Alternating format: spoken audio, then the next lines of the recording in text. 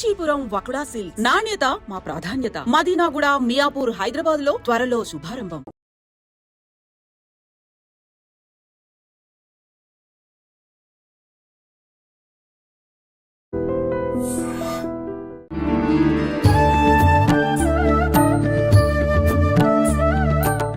సాష్టాంగ ప్రణామములు స్వామీజీ. 32 గణపతుల విశిష్టత స్వామీజీ. ముద్దుగల గణపతిలో 32 గణపతుల యొక్క మహిమను చెప్పుకొని పెడతారు. ఒక్కొక్క గణపతిని ఉపాసం, మనమంతా కోరికలు వాళ్ళ కదా, మనుషులందరూ కోరికలు వాళ్ళే. ఒక్కొక్క 32 కోరికలు తప్పితే ఇంకేం లేవు. తిరగవేస్తే ఇచ్చినా కూడా అన్నీ ఉన్నాయి. లెక్క వేసేస్తే ఎవరెవరికి ఏ దురాశ కానీ, ఎంత ఆశ కానీ, మంచి ఆశ కానీ, చెడు ఆశ కానీ అన్నీ ఒక పట్టీలాగా రాస్తే అయ్యే 32 మా గ్రూపులు అవుతాయి. అంతే, 32 గ్రూపులు అవుతాయి. ఆ 32 గ్రూపులకు కూడా ఆ ఆశ తీరేటట్టుగా ఆ స్వామిని ముద్గల పురాణంలో తానే ఆ 32 వేషాలతో వచ్చి కాశీరాజుని భ్రమించి, కాశీరాజు తన యొక్క రాజ్యంలో తాను ఉండిపోతాడు, శివుడి యొక్క రాజ్యంలో తాను ఉండిపోతాడు, వరం ఇస్తాడు ఉండు అని. కానీ శివుడికి మాత్రం అక్కడ ఉండాలనిపిస్తుంది. దివోదాస్ అని ఆయన పేరు. ఆ దివోదాసుకు ఉండాలనిపిస్తుంది. ఆ దివోదాసు ఉండిపోతాడు అక్కడ, కాశీ వదలడు. శివుడికి మాత్రం కాశీ రావాలి. ఎందుకు? కాశీ మోక్ష ప్రధానమైనటువంటి, అన్ని ప్రళయం వచ్చినా కూడా త్రిశూలంలో పట్టుకుంటాడు. అటువంటి క్షేత్రాన్ని బోళాశంకరుడు కదా ఆత్మలింగాన్ని రావణుకి ఇచ్చేశాడు. తన రాజ్యాన్ని కూడా ఇచ్చాడు, తన ప్లేస్ అది ఇచ్చేశాడు. అప్పుడు మళ్ళీ అనిపించింది రావాలని. ఆ దివోదాసుని దూరం చేయటానికి ఈ గణపతి నేను చేస్తాను నాన్న అని చెప్పి 32 వేషాలతో అక్కడున్న తమో గుణంతో ఉండినటువంటి జనం, వాళ్ళందరూ సత్వగుణం అయితే వదిలేసేవాడు, తమో గుణంతో అహంకారం వచ్చేసింది వాళ్ళకు.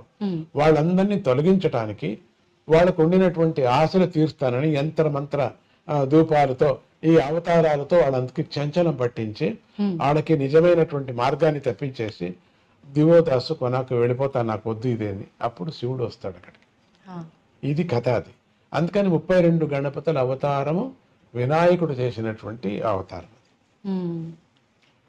స్వామీజీ, మానవుల విషయానికి వస్తే కోరికలు సహజమే మీరు అన్నట్టుగా, కానీ పుట్టుక చావు అనేది కూడా అది సహజము, ఎవరికైనా తప్పదు అన్న విషయం తెలుసు, అది వాస్తవం. కానీ చావు అనగానే భయపడిపోతూ ఉంటారు. దీని గురించి ఏం చెప్తారు స్వామీజీ? ఎందుకంటే ఈ బంధం ఎక్కువ, దీని మీద ఆశ కదా, అందుకని ఈ ఆశను వదిలేసిపోతామే అని ఒక భయం, అందుకని అది ఈ సోఫా వదిలేసిపోతున్నాం, ఈ టీవీ వదిలేసిపోతున్నాం, ఈ గడియారం వదిలేసిపోతున్నాం, ఈ ఫోన్ వదిలేసిపోతున్నాం అని ఒక బెంగ, ఇవన్నీ వదిలేసిపోతాం. అందుకని భయం, చావు అంటే భయం. రెండోది, చచ్చేవాడిని అడిగితే బాగుంటుంది, కానీ వాడు వచ్చి చెప్పడు కదా. వచ్చేంత యముడు కనపడతారు, వాళ్ళకు దూతలు కనపడతారు, అందుకని భయం. చనిపోవడానికి స్వామీజీ ఆ క్షణంలో కనపడతారు కాబట్టి భయం. ప్రాణ ప్రయాణ భవభీతి సమాకులస్య దీనస్య కృపయా తవ ఆగతస్య. అది అప్పుడు ప్రయాణం అయ్యేటప్పుడు, ప్రాణ ప్రయాణం అయ్యేటప్పుడు భీతి ఎక్కువ ఉంటుంది. అందుకని మామూలుగా కొంతమందికి ప్రాణము 9 ద్వారాలు ఎక్కడ పోతుందో తెలియదు, పటక్కని పోతుంది. జ్ఞానులకు మాత్రం ఎక్కడ పోతుంది, పోకపోయినా పగలు కొడతారు, కపాలంలో పోవాలా అని చెప్పేసి పగలు కొడతారు. కాబట్టి అప్పుడు అందరికీ కూడా ఈ ప్రపంచం మీద ఎక్కువ ఆశ ఉంది కాబట్టి దీన్ని వదలకోకుండా, బంధువుల మీద ఆశ ఉండదు, థింగ్స్ మీద, డబ్బు మీద ఫస్ట్. బంధువుల మీద 1% ఆర్ 2% అంతే. మిగతాదంతా 99 భాగాలంతా థింగ్స్ మీద, తిండి మీద, ఇవన్నీ వదిలేస్తున్నామని భయం. అవును స్వామీజీ, భక్తి అంటుంటారు. నిజంగా భగవంతుడి విషయంలో చూపించే భక్తి ఏ రకంగా ఉండాలి స్వామీజీ? భక్తి అంటే సమర్పణ భావం. రెండవ థాట్స్ లేనటువంటిది, నమ్మకం. ఇప్పుడు బస్సు నడుపుతున్నాడు, ఏ నమ్మకం మీద మీరు కూర్చున్నారు? పడవ నడుపుతున్నారు, ఏ నమ్మకం మీద మీరు కూర్చున్నారు? నమ్మకం. యాక్సిడెంట్ చేయొచ్చు వేరే విచారంగా, అది వేరే. అంత నమ్మకము నీకు ఒక డ్రైవర్ మీద 45 మంది ప్రాణం ఎట్లా నమ్ముకున్నారో అన్నీ పోతాయి. ఎప్పుడూ యాక్సిడెంట్ ఏం కాదు కదా, ఏదో సందర్భానుసారంగా ఎట్లా నమ్ముకున్నామో ఆ నమ్మకమే భక్తి. అటువంటి భక్తిని పరమాత్మ మీద పెట్టాలి. ఎవరు తెలియనటువంటి ముక్కు ముసలి తెలియనటువంటి వాడికి 40 రూపాయలు ఇచ్చి చార్జ్ తీసుకుని వాడిని నువ్వు నమ్ముకొని కూర్చుంటావే, భగవంతుడి మీద ఎందుకు నమ్మకూడదు ఉంటుంది. ఇది పెద్ద ప్రయాణం మంది. బస్సు ప్రయాణం 2 గంటలు 4 గంటలు 5 గంటలు. ఈ మన ప్రయాణం, మనిషి ప్రయాణం జీవమాన పర్యంతరము. మనం నడిపేటువంటి డ్రైవర్ ఎవరు? భగవంతుడు. వాడిని నమ్మటమే భక్తి. స్వామీజీ, మనం ఒక మానవ జన్మ తీసుకున్నాము అని అంటే అసలు ఈ బంధాలు, బంధుత్వాలు, కోరికలు వీటిలోనే కొట్టుమిట్టాడుతున్నాం. నిజంగా ఇవన్నీ లేకుండా మోక్షం పొందడం, భగవంతుడిలో ఐక్యం అవడం కోసమే మానవ జన్మ తీసుకున్నాం అంటారు. ఏంటి స్వామీజీ అది నిజమైన? అదేం లేదు, ఇది అనుభవించాలి. ఎందుకంటే ముందుగానే ప్రశ్న అడిగారు, బుద్ధికా కర్మ, కర్మకా బుద్ధి. ఆ కర్మ ఉంది కదా, పోదు కదా. అందుకని దీన్ని అనుభవించటానికే మనం పుట్టాం. కర్మ బంధనం అనుభవించటానికి పుట్టాం. ఈ కోరిక, అందుకని ఈ కోరికలు వస్తాయి, ఒకదానికోటి పేర్కొని పోతున్నాయి కానీ వదిలించుకోవటం లేదు. అందుకని అన్ని కోరికలు వదిలేసి నువ్వు పరమాత్మ స్మరణ చేయ పెద్దలు చెప్పడం కారణం అదే. ప్రతినిత్యం ఒక కోరిక, ప్రతినిత్యం ఒక కోరిక, కొత్త కొత్త కోరిక. పాతవి మర్చిపోతున్నాం, కొత్తది కోరుతున్నాం. కానీ భగవంతుడు అట్లా కాదు, పాతది కూడా నెరవేరుస్తాడు. పాతది నెరవేర్చే పాతది నెరవేర్చాలని మళ్ళీ జన్మని ఎత్తాలి కదా. భగవంతుడు మాట అబద్ధం కాకూడదు కదా. నువ్వు అడిగావు కదా 3 రోజుల కిందట, కానీ చాలా కోర్టులో హీరింగ్ ఉంది, చాలా రోజులు అవుతాయి పట్టింది, ఇప్పుడు తీర్మానం అయింది, ఇప్పుడు నువ్వు అనుభవించు, నువ్వు లేవే, ఎత్తు జన్మ, నెక్స్ట్ అనుభవించు. అందుకని కోరికలే కోరకూడదు అనటం కారణం ఇదే. ఎత్తటం, జన్మ ఎత్తటం. ఎలా సాధ్యపడుతుంది స్వామీజీ కోరికలు లేని స్థితి రావటం అనేది? అందుకనే కదా, స్థితి పడదు కాబట్టి మళ్ళీ జన్మలు ఎత్తుతూ ఉన్నాం. ఆ స్థితి రాదు. స్థితి రావాలంటే బలంగా మనం సద్గురువు నమ్ముకోవాలా, చెప్పినట్టు వినాలా. 10 కోరికలు ఒక కోరికైనా తీరని 9 కొట్టేస్తూ రావాలంతే. ఆ స్థితి రావటం అంటే మోక్షం పొందడమేనా స్వామీజీ? లేదు, మోక్షం ఆనందాన్ని పొందడం. మోక్షం అంటే ఆనందం కదా, ఆనందాన్ని పొందడం. మీరు అది కావాలి ఇది కావాలంటే అయ్యలేదు. కోరికలు తీరాలా, హ్యాపీగానే ఉండాలా, అక్కడ కూడా హ్యాపీగా ఉండాలంటే వీలు లేదు. మనం చేసింది అక్కడ ఉంటుంది. అంటే మనం ఒక మనిషిగా ఉండి ఈ కోరికలు తీర్చుకుంటూ మళ్ళీ జన్మ రాకుండా ఉండాలి అని అంటే ఒక వ్యక్తి చేయాల్సిన కార్యం ఏంటి? అది గురువుని ఆశ్రయించాలా, గురువు చెప్పినట్టు వేదాంత వాక్యాన్ని వినాలా, ప్రాక్టీస్ చేయాలి. గృహస్థుడుగా ఏం చేయాలో ఆ ధర్మాన్ని చేయాలి. అంత మాత్రమే పాపం అది. అంత మాత్రం, దాంట్లో కూడా పాపం ఉంది, అంత మాత్రమే పాప పుణ్యాలు. అంత మాత్రంతోనే తృప్తిగా ఉండాలా. అది జీవనంతో శాంతిగా సమదృష్టితో ఉండాలా. ఊహపోహలు ఉండకూడదు. ఊహపోహలు ఒకరోజు నిజమైపోతాయి.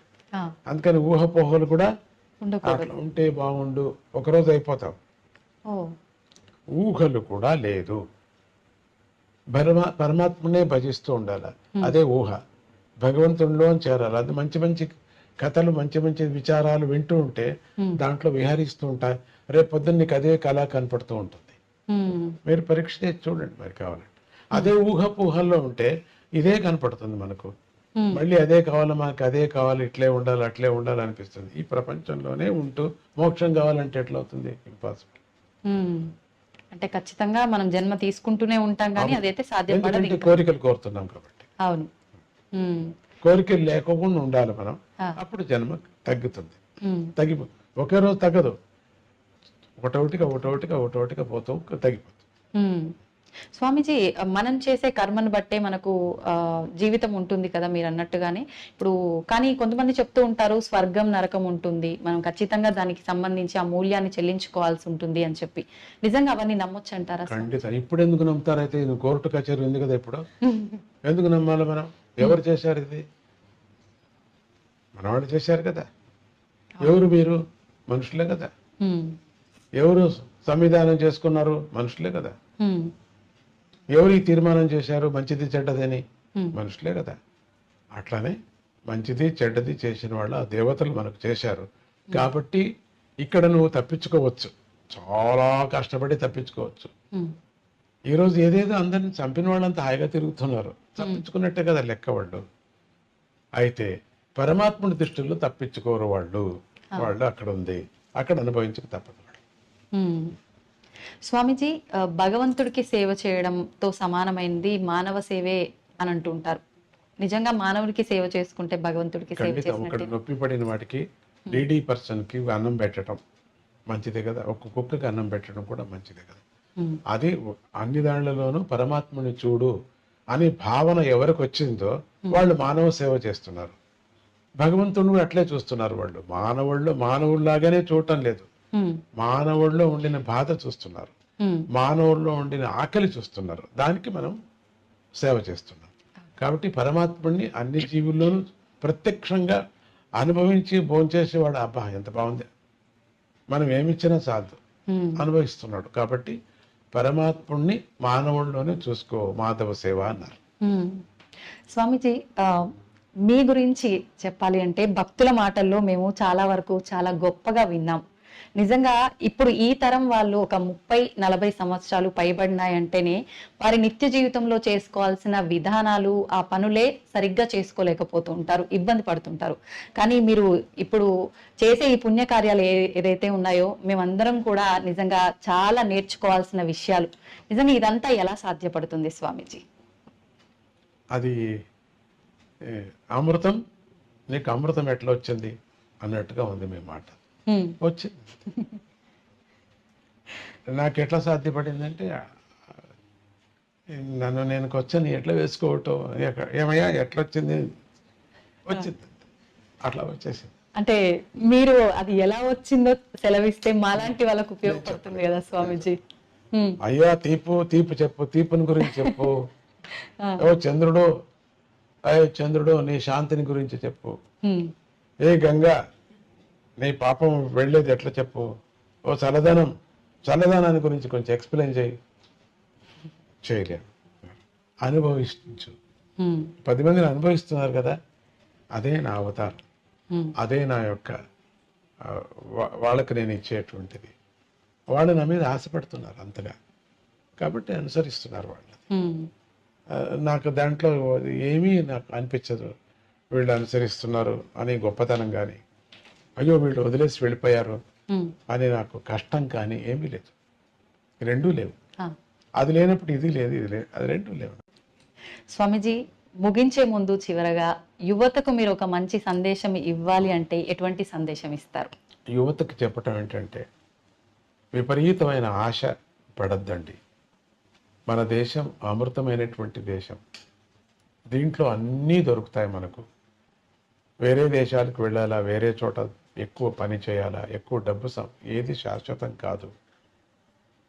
ఎంత చేసినా కూడా మన దేశం మనకు. మనం ఇక్కడ ఎందుకు పరమాత్ముడు పుట్టించాడు, దీన్ని మనం సార్థకం చేసుకోవాలా. నువ్వు ఎందుకు అక్కడ పుట్టలేదైతే, ఎందుకు ఇక్కడ పుట్టించాడు? బలవంతంగా మనం అక్కడికి వెళుతున్నాం కదా, వెళ్ళండి. సంతోషం, పేరు, డబ్బు సంపాదన చేయండి. మన మాతృభూమిని మర్చిపోవద్దండి. యువకులందరికీ నేను చెప్పేది, ఒకవేళ రావటానికి వీల్లేదు అన్నప్పుడు కూడా మాతృభూమిలో జరిగేటువంటి కొన్ని మంచి పనులు బీద వాళ్ళకి సహాయం చేయండి.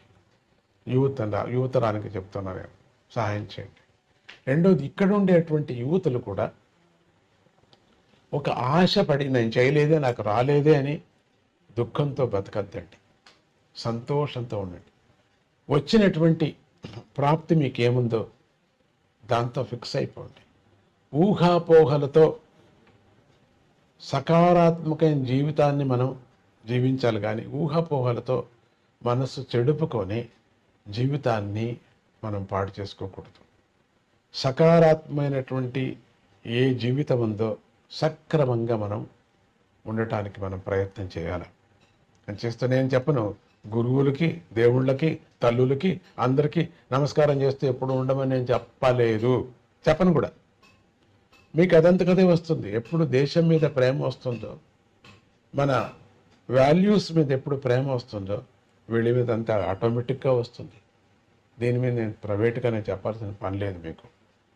కాబట్టి ఎవరెవరి నమ్మకం వాళ్ళకి, ఎవరెవరి రుచి వాళ్ళకి. ఒక్కొక్కరికి ఒక్కొక్క రుచిగా ఉంటుంది. ఒకరికి కాఫీ రుచి, ఒకరికి టీ రుచి, ఒకరికి ఏమి వద్దు మంచిది. ఉడుకు నీళ్ళే రుచి కొంతమందికి.